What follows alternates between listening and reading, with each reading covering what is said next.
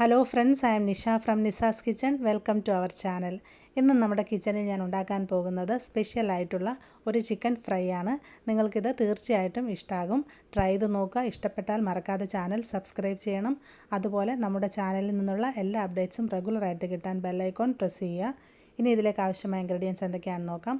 ഞാനിവിടെ chicken 1 kilo എടുത്തിട്ടുണ്ട്. തൊലി കളഞ്ഞ് നന്നായിട്ട് വാഷ് ചെയ്തെടുത്ത ചിക്കൻ ഇടത്തരം വലിപ്പത്തിൽ കട്ട് ചെയ്തെടുക്കുക. സവോള 2 എണ്ണം കനം കുറച്ച് ചെറുതായിട്ട് അരിഞ്ഞെടുത്തത്. വെളുത്തുള്ളി ചതച്ചെടുത്തത് 5 എണ്ണം. മീഡിയം സൈസിലുള്ള ഒരു കഷ്ണം ഇഞ്ചി ചതച്ചെടുത്തത്. കറിവേപ്പില 3 തണ്ട്. പച്ചമുളക് 2 എണ്ണം. ഉണക്കമുളക് 10 എണ്ണം. ഗ്രാമ്പൂ 2-3 എണ്ണം. ഏലക്ക 2 എണ്ണം. ബേ ലീഫ് 1 എണ്ണം. കറുവാപ്പട്ട 2 പീസ്. കുരുമുളക് 1/2 ടീസ്പൂൺ. പെരിഞ്ജീരകം 1/2 ടീസ്പൂൺ. മല്ലി 2 ടേബിൾ സ്പൂൺ. മഞ്ഞൾപ്പൊടി 1/2 ടീസ്പൂൺ. ഉപ്പ് ആവശ്യത്തിന്. വെളിച്ചെണ്ണ ആവശ്യത്തിന്. ഇനി തയ്യാറാക്കുന്ന വിധം നോക്കാം. ഞാനൊരു ഫ്രൈയിങ് പാൻ സ്റ്റൗവിൽ വെച്ചിട്ടുണ്ട്. ഇതിലേക്ക് നമ്മൾ എടുത്തു വച്ചിരിക്കുന്ന സ്പൈസസ് എല്ലാം കൂടി ഇട്ട് കൊടുത്തിട്ട് നമുക്ക് നന്നായിട്ടൊന്ന് ചൂടാക്കിയെടുക്കാം. പെരിഞ്ജീരകവും കുരുമുളക് ഉണക്കമുളക് ഇതെല്ലാം കൂടി ഇട്ട് കൊടുക്കാം. ഇതിലേക്ക് നമുക്കൊരു 2 ടേബിൾ സ്പൂൺ മല്ലി കൂടെ ചേർക്കാം.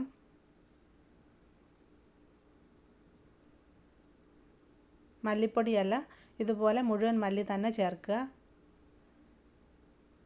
ഇനി നമുക്കിതെല്ലാം കൂടെ ഒരു 2-3 മിനിറ്റ് നന്നായിട്ടൊന്ന് ചൂടാക്കിയെടുക്കാം. ഇടവിട്ട് മിക്സ് ചെയ്ത് കൊടുത്തുകൊണ്ടിരിക്കുക. മുളക് പൊടിക്കും മല്ലിപ്പൊടിക്കും ഒക്കെ പകരം കഴിയുന്നതും ഇതുപോലെ തന്നെ ഉണക്കമുളകും മല്ലിയൊക്കെ തന്നെ ചൂടാക്കിയെടുക്കണം.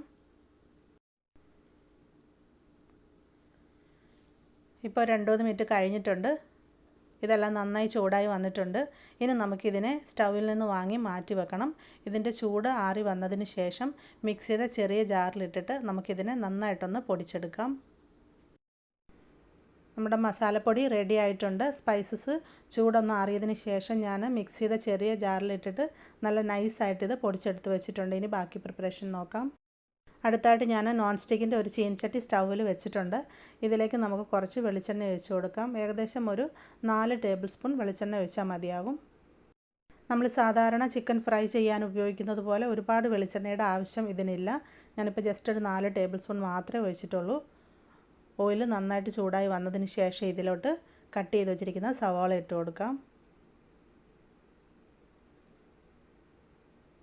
ഇനി ഇതിലേക്ക് ചതച്ച് വെച്ചിരിക്കുന്ന ഇഞ്ചിയും ചതച്ച് വെച്ചിരിക്കുന്ന വെളുത്തുള്ളിയും കൂടെ ചേർക്കാം. 2 പച്ചമുളക് ചേർക്കാം. കുറച്ച് കറിവേപ്പില ചേർക്കാം. കറിവേപ്പില നമ്മൾ എടുത്തതിൻ്റെ പകുതി ഇപ്പോൾ ചേർത്താൽ മതി. ഇനി ഇതിലേക്ക് ആവശ്യത്തിന് ഉപ്പ് ചേർക്കാം. ഇതെല്ലാം കൂടെ നമുക്ക് നന്നായിട്ടൊന്ന് വഴറ്റിയെടുക്കാം. സവാള നന്നായിട്ട് വഴന്ന് ഒരു ഗോൾഡൻ കളറായിട്ട് വരണം. ഇടവിട്ട് മിക്സ് ചെയ്ത് കൊടുത്തുകൊണ്ടിരിക്കുക.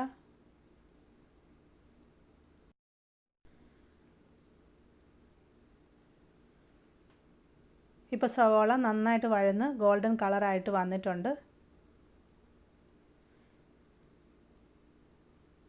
ഇനി നമുക്കിത് ലോ ഹീറ്റിലേക്ക് മാറ്റാം.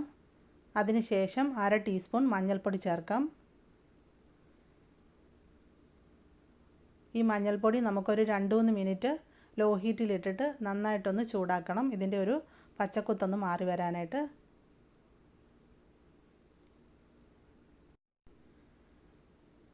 ഇപ്പോൾ മഞ്ഞൾപ്പൊടി നന്നായിട്ട് മൂത്ത് വന്നിട്ടുണ്ട്. ഇനി ഇതിലേക്ക് നമ്മൾ ക്ലീൻ ചെയ്ത് കട്ട് ചെയ്ത് വെച്ചിരിക്കുന്ന ചിക്കൻ ഇട്ട് കൊടുക്കാം.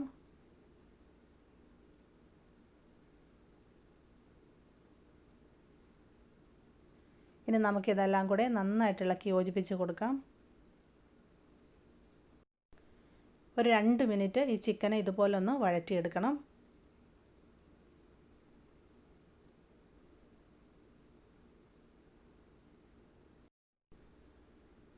നമ്മളിപ്പോൾ ഒരു 2 മിനിറ്റ് ഇതിനെ വഴറ്റി. ഇനി നമുക്കിതിനെ ഒന്ന് അടച്ച് വെച്ച് വേവിച്ചെടുക്കാം. ഇതൊരു മീഡിയം ഹീറ്റിലേക്ക് മാറ്റാം. ഞാനിതിലേക്ക് വെള്ളമൊന്നും ചേർക്കുന്നില്ല. ഇത് നമ്മൾ ചിക്കൻ മൂടി വെച്ച് വേവിക്കുമ്പോൾ തന്നെ ഇതിൻ്റെ ഉള്ളിൽ നിന്ന് കുറച്ച് വെള്ളം ഇറങ്ങി വരും. മൂടി വെച്ച് കൊടുക്കാം. നമുക്കിനി മീഡിയം ഹീറ്റിൽ ഒരു 10 മിനിറ്റ് ഇതിനെ കുക്ക് ചെയ്തെടുക്കാം. ഇപ്പോൾ ഒരു 10 മിനിറ്റ് കഴിഞ്ഞിട്ടുണ്ട്. അടപ്പ് മാറ്റാം. ഇപ്പോൾ ചിക്കൻ്റെ ഉള്ളിൽ നിന്ന് നന്നായിട്ട് വെള്ളം ഇറങ്ങി വന്നിട്ടുണ്ട്. മിക്സാക്കാം. ഇപ്പം നമ്മുടെ ചിക്കൻ ഏകദേശം ഒരു ഹാഫ് കുക്കായി വന്നിട്ടുണ്ട്. ഇനി അടുത്തായിട്ട് ഇതിലേക്ക് നമ്മൾ ചൂടാക്കി പൊടിച്ച് വെച്ചിരിക്കുന്ന മസാല ഇട്ട് കൊടുക്കാം.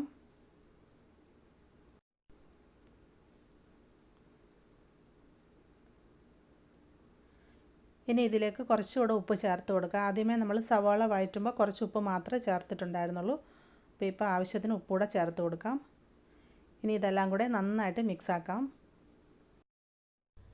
നമ്മൾ ഈ ചിക്കൻ ഫ്രൈയിലോട്ട് ഇൻസ്റ്റൻ്റ് ആയിട്ടുള്ള യാതൊരുവിധ മസാലപ്പൊടിയോ അതുപോലെ തന്നെ മുളക് പൊടിയോ ഒന്നും ചേർക്കുന്നില്ല. നമ്മൾ ചൂടാക്കി പൊടിച്ചെടുത്തിട്ടുള്ള സ്പെഷ്യൽ മസാല മാത്രമാണ് ഇതിലോട്ട് ചേർക്കുന്നത്. അതാണ് നമ്മുടെ ഈ ചിക്കൻ ഫ്രൈയുടെ ഒരു ടേസ്റ്റ് സീക്രട്ട് എന്ന് പറയുന്നത്. ഞാനിപ്പോൾ ഇത് ലോ ഹീറ്റിലേക്ക് മാറ്റിയിട്ടുണ്ട്. അപ്പം നമുക്ക് ലോ ഹീറ്റിൽ ഒരു 10 മിനിറ്റും കൂടെ ഇതിനെ നന്നായിട്ടൊന്നിട്ട് ഫ്രൈ ആക്കി എടുക്കാം. ഇത് നന്നായിട്ട് മൊരിഞ്ഞ് ഇതിൻ്റെ ഉള്ളിൽ കുറച്ചൊരു വാട്ടർ കണ്ടൻ്റ് ഒക്കെ ഉണ്ട്. അപ്പോൾ അത് നന്നായിട്ട് വറ്റി ഇതിൻ്റെ ഉൾഭാഗമൊക്കെ നല്ലൊരു ഡാർക്ക് ബ്രൗൺ കളറായിട്ട് വരണം. അപ്പോൾ അതുവരെ നമുക്കിതിനെ മൊരിയിച്ചെടുക്കാം. ഇടവിട്ട് മിക്സ് ചെയ്ത് കൊടുത്തുകൊണ്ടിരിക്കുക. ഇപ്പോൾ ഒരു 10-12 മിനിറ്റ് കഴിഞ്ഞിട്ടുണ്ട്. നമ്മുടെ ചിക്കൻ ഇപ്പോൾ നന്നായിട്ട് മൊരിഞ്ഞ് വന്നിട്ടുണ്ട്. അപ്പോൾ ഇതിൻ്റെ ഉള്ളിൽ നിന്ന് നല്ലൊരു മസാലയുടെ സ്മെല്ലൊക്കെ വരുന്നുണ്ട്. ഇതുപോലെ നല്ലൊരു ഡാർക്ക് ബ്രൗൺ കളറായി വരണം ഇത്. ഞാൻ നേരത്തെ പറഞ്ഞ പോലെ തന്നെ കഴിയുന്നത് ഇതിലേക്ക് ഉണക്കമുളകും മല്ലിയൊക്കെ തന്നെ ചൂടാക്കി പൊടിച്ച് വേണം ചേർക്കാനായിട്ട്. ഇനി അതില്ലെന്നുണ്ടെങ്കിൽ മാത്രം മുളക് പൊടി മല്ലിപ്പൊടി ഉപയോഗിക്കാം. അങ്ങനെ പൊടികളാണ് ചേർക്കുന്നതെങ്കിൽ നന്നായിട്ട് ചൂടാക്കിയിട്ട് മറ്റ് സ്പൈസസിൻ്റെ കൂടെ ഇട്ട് പൊടിച്ചെടുക്കാം. ഇനി ഇതിലോട്ട് കുറച്ചുകൂടെ കറിവേപ്പില ഇട്ട് കൊടുക്കാം. വീണ്ടും നന്നായിട്ട് ഇതിനെ ഒന്ന് മിക്സാക്കാം. നമ്മൾ വെറും 4 ടേബിൾ സ്പൂൺ വെളിച്ചെണ്ണയിലാണ് ഇതിങ്ങനെ മൊരിയിച്ചെടുത്തത്. ഇനി നമുക്ക് സ്റ്റൗ ഓഫ് ചെയ്യാം. നമ്മുടെ അടിപൊളി സ്പൈസി ചിക്കൻ ഫ്രൈ റെഡി ആയി കഴിഞ്ഞു. നമുക്കിനി ഇതിനെ സെർവിങ് ഡിഷിലേക്ക് മാറ്റാം.